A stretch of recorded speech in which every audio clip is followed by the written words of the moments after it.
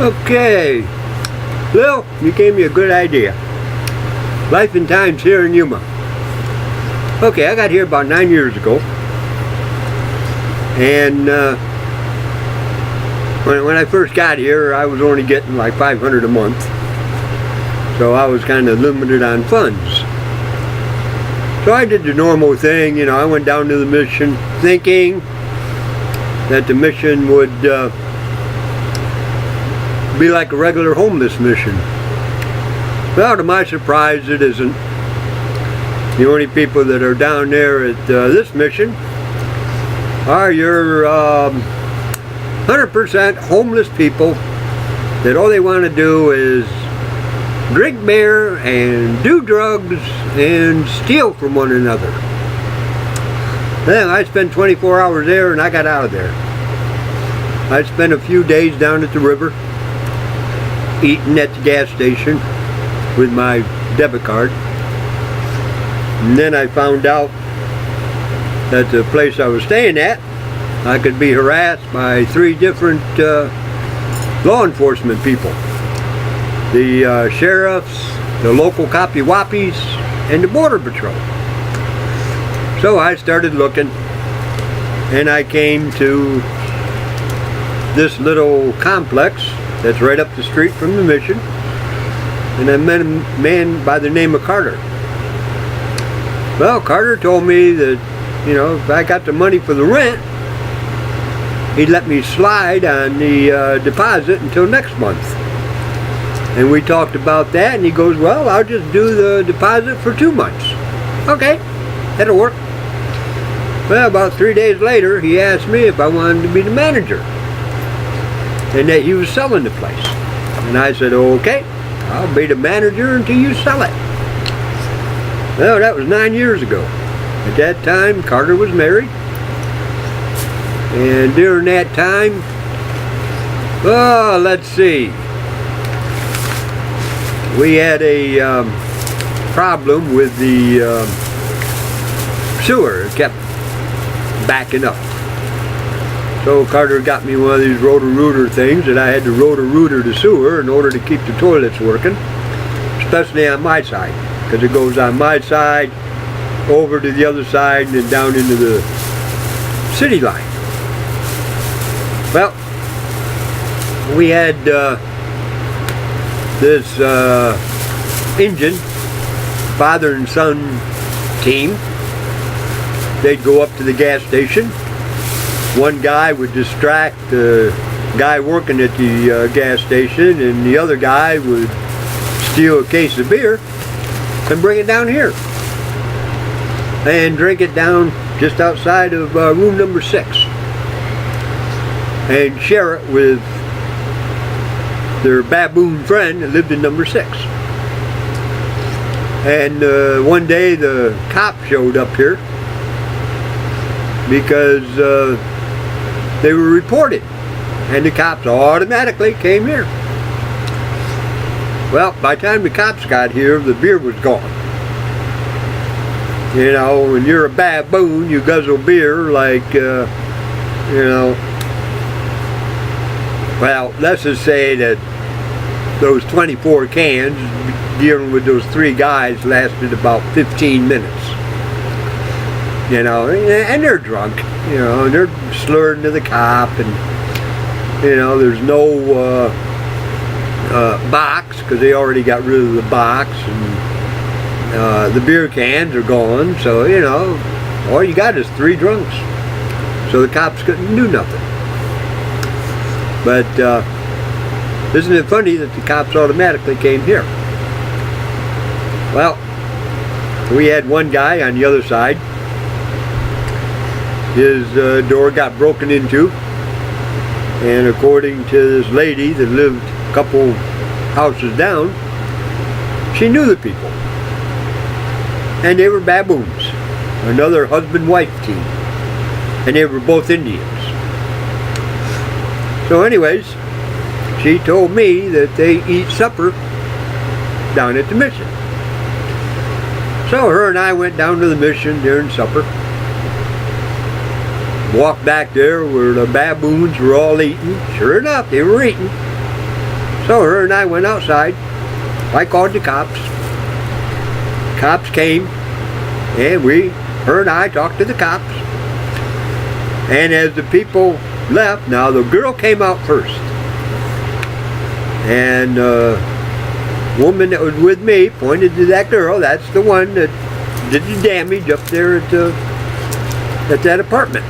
So the cop went over, asked for an ID. Well, I found out later that there's two sets of IDs.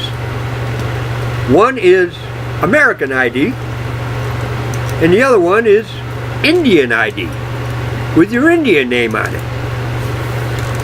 And she wouldn't confess that her name was Jennifer. It was Pocahontas or some crap. And that's what her ID said, Pocahontas. You know? So the cops couldn't arrest her because her name didn't match,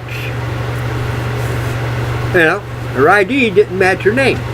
So the cops couldn't do nothing. Now the man came out. And naturally the woman pointed out the man. Well, lo and behold, the man made a mistake. He had both IDs, both American and his Indian. Well, they put handcuffs on him, made a scene. There was about 20, 25 people down there raising hell that I created this thing. The manager and the assistant manager of Baboon Palace came up to me and informed me that this is the 4th time that I've done this. Yeah. I tell you what, you keep your baboons down here and tell them to leave my place alone up there. And I won't hassle you, and you don't have to hassle me. Well, apparently they went down to see a judge with my name and had me barred from going to the mission. Well, the cops told me about it, and naturally the judge didn't do it because there wasn't enough evidence, because I didn't create any trouble down there except taking care of business, dealing with people that do destruction on this property. And seeing I'm the manager, I should be allowed to do that. So, Baboon Palace, I just put that off limits for me. And I already told you about that guy with the knife that tried to come in here looking like Ponce de Leon robbing a bank back in the cowboy days. And I'm not even allowed to look at his picture because prisoners have rights. Well, this is the story of what's going on now. The owner of the place is putting about $1,000 in every one of these apartments. He's also paying a $1,000 water bill. Now the water bill is supposed to be about $400. But somebody's turning on the water. So the boss has to come over here at 1:30, 2 o'clock in the morning, because that's the city put a computer chip on the water line and gave me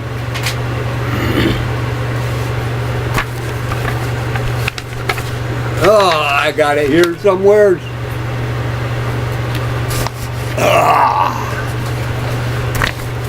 He gave me this form. See all the blue lines? Well, these up here is about 350 gallons an hour. Because some baboon just decided to turn on his water faucet and let it run all night. So they're trying to figure out which one of the inmates is doing that to create a $1,000 water bill. Except he only does it during the week. Weekends, it's way down to, you know, the normal nothing. And, well anyways, he's put all this money in.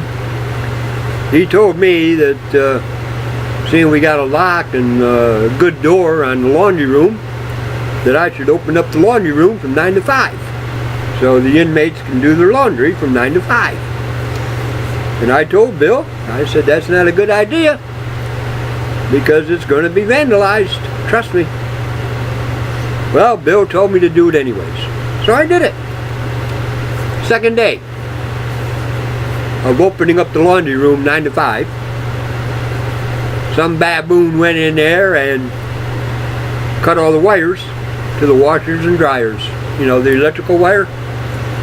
So he can turn them in and get probably, maybe 12 cents a wire. So he can buy drugs. Let's see, 4 cents, 12 cents a wire. I probably got about $1 for those 4 wires. Well, it cost the boss $225 to get them replaced. Isn't that neat? Of course, he told me that he wants me to do my idea. You know, have the inmates come to me and get the key. And I remind the inmates not to leave the laundry room open, because these people will actually go in the wash machine while your clothes are being washed and steal your underwear, especially the women. Yeah, I've had so many complaints about women's underwear being stolen from the wash machine. Not from the dryer, from the wash machine. I guess they like them wet and soaky. Anyway, tonight's episode, there she is right there, sleeping away. I told her, just before I did this thing, that she's never going to get that key again. Because she doesn't live here, but she's got a couple friends here that she helps out and does their laundry, and she keeps the laundry room nice and clean, and you know, at one time I trusted her, but tonight she broke that trust. Felicia is, I can't even think of the Indian's name that lives in 12, but it's her cousin.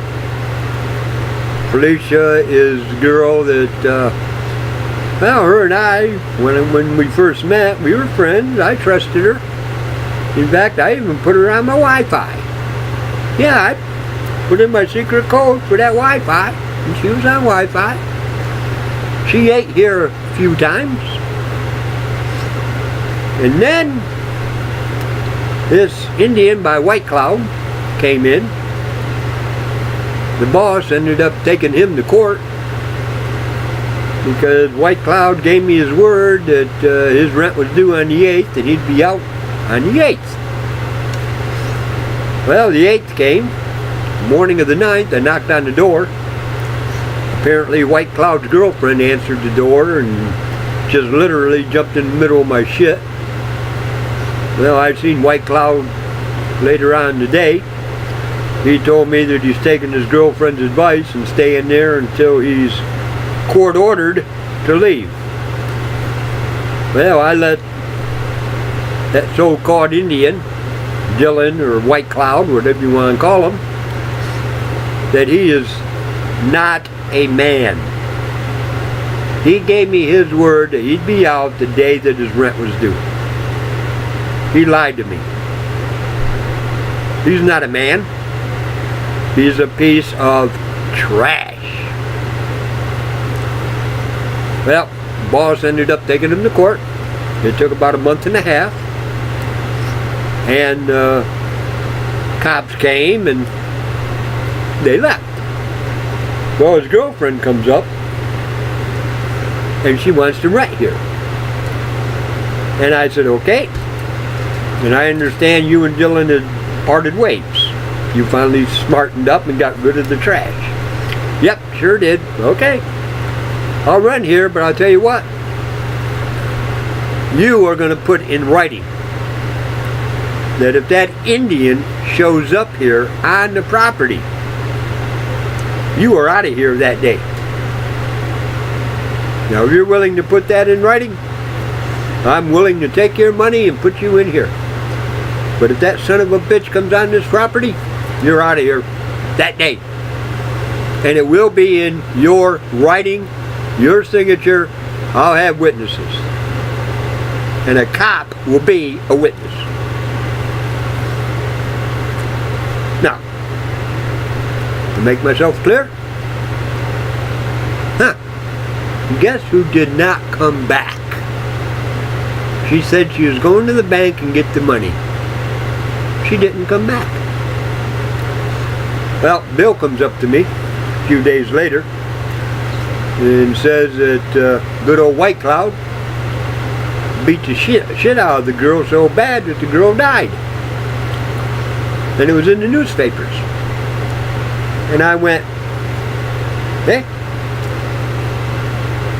no problem with me. I told her, you know, he's nothing but trash. Trash is going to do that. You know, no big deal.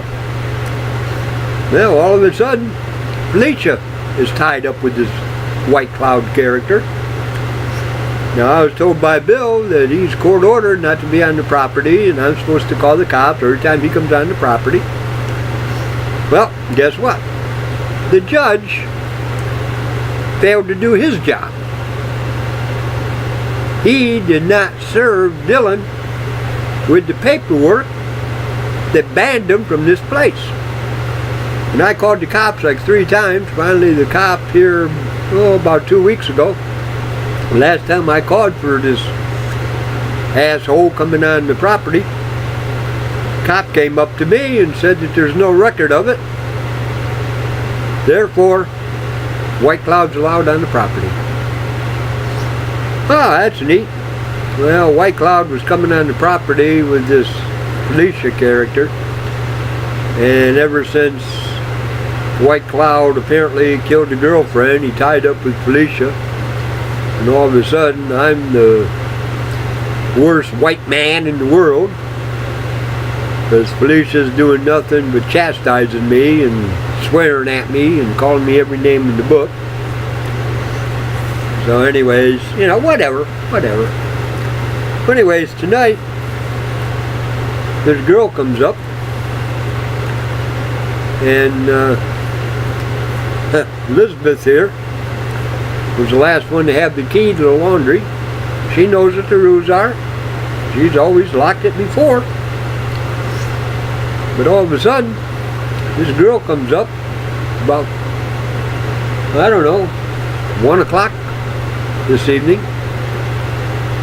and tells me that the keys are outside. Huh? That's hard to swallow, because when I laid down at 11, they were on top of the book thing. But then again, Elizabeth came in here too and got a soda. I got an idea Elizabeth got the keys when she bought her soda and opened up the laundry room where Felicia can go to sleep. Because when the girl told me that she was just bringing in the laundry room key, I went, huh?